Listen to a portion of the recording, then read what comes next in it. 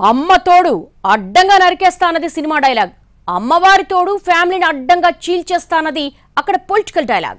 ఎన్నికల టైంలో అమ్మవారి జాతర సాక్షిగా తొడలు కొట్టేస్తున్నారట ఆ పొలిటికల్ బ్రోస్. నీ లెక్కేంటి అని ఒకరు అడిగితే నీ అక్క సంగతేంటి అని ఇంకొక ఆయన మీసం మెలేస్తున్నాడట. ఇంతకీ ఎక్కడిదా కుటుంబ కలహం? ఇంటి పోరుతో సతమతమవుతున్న ఆ మాజీ మంత్రి ఎవరు? Let's watch. Ayyanna Patrudu versus సన్యాసి పాత్రుడు. అమ్మవారి సాక్షిగా నువ్వా నేనా చూసుకుందాం సై అంటూ తొడగొడుతున్నారు నర్సీపట్నం బ్రదర్స్.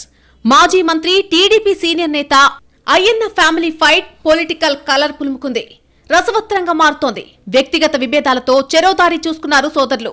అయ్యన్న టీడీపీలో, సన్యాసి పాత్రుడు వైసీపీలో ఉన్నారు. ఇప్పుడు ఫ్యామిలీ ఇలవేల్పైన అమ్మవారి జాతర సందర్భంగా చింతకాయల కుటుంబం చిటపటలు చర్చనీయాంశంగా మారాయి. 1983 నుంచి రాజకీయాల్లో ఉన్న అయ్యన్న పాత్రుడు కుటుంబానిదే నర్సీపట్నంలో ఆధిపత్యం. అయ్యన్న పాత్రుడు ఎమ్మెల్యేగా, మంత్రిగా బిజీగా ఉన్నప్పుడు నర్సీపట్నంలో రాజకీయ మంత్రాంగమంతా సన్యాసి పాత్రుడు నడిపించేవారు. కానీ కాలక్రమంలో మారుతున్న రాజకీయ పరిస్థితుల్లో కుటుంబ బంధాలు దెబ్బతిన్నాయి. ఈ అన్నదమ్ముల కంటే వాళ్ల వారసుల పోరు ఎక్కువైపోయింది. ఈ క్రమంలోనే తొలిసారి అయ్యన్న ఇంటి మీద టీడీపీ ఎత్ర జెండా ఎగిరింది.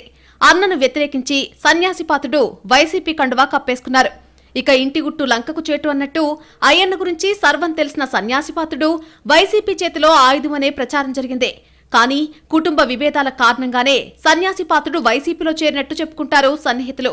కానీ సరిగ్గా ఎన్నికల ముందు ఇప్పుడు నర్సీపట్నం రాజకీయాలు రసకందాయంలో పడ్డాయి. ఇందుకు చింతకాయల ఫ్యామిలీ ఇలవేల్పైన మరిడమ్మ జాతరే కారణమన్నది లోకల్ టాక్. ఈ ఆలయం మీద మొదటి నుంచి అయ్యన్న ఫ్యామిలీదే ఆధిపత్యం. సన్యాసి పాత్రుడే ఆలయ అభివృద్ధి, జాతర నిర్వహణ బాధ్యతలు చూసుకునేవారు.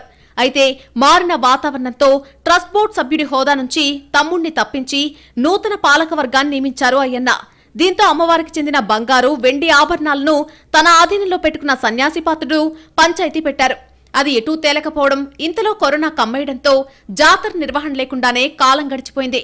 గత ఏడాది పండుగ చేసినప్పటికీ ఆభరణాలు ఇవ్వడానికి నిరాకరించారు సన్యాసి పాత్రుడు.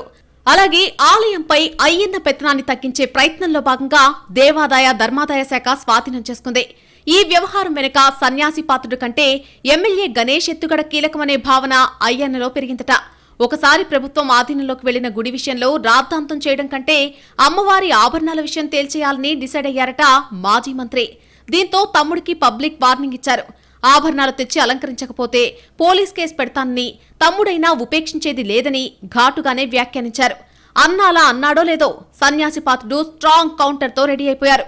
ఎమ్మెల్యే గణేష్ ను పక్కన పెట్టుకుని మరీ ఛాలెంజ్ చేశారు. నేను ఆభరణాలు ఇవ్వాలంటే ముందు ఫిక్స్డ్ డిపాజిట్ లెక్కలు చెప్పాలని డిమాండ్ చేశారు సన్యాసి పాత్రుడు. దీంతో అన్నదమ్ముల మధ్య మళ్లీ అంతర్గత వ్యవహారం ముదిరింది. దీని వెనుక ఎన్నికల రాజకీయం కూడా ఉందన్న గుసగుసలు సైతం వినిపిస్తున్నాయి. ఈ ఎన్నికల్లో గెలవడం అయ్యన్నకు చాలా కీలకం. ఒక విధంగా ఆయన పోటీకి దిగే ఆఖరి ఎన్నిక కూడా ఇదే కావచ్చన్న వాదన బలంగా ఉంది. అలాగే ఎమ్మెల్యేకు ఇజ్జత్ కా సవాల్. మాజీ ఎమ్మెల్యే ముత్యాల పాపను టీడీపీలో చేర్చారు అయ్యన్న. ఆమె కుటుంబానికి ఉన్న ఓటు బ్యాంక్ కలిసొస్తే ఖచ్చితమైన ఫలితం వస్తుందనేది మాజీ మంత్రి లెక్క.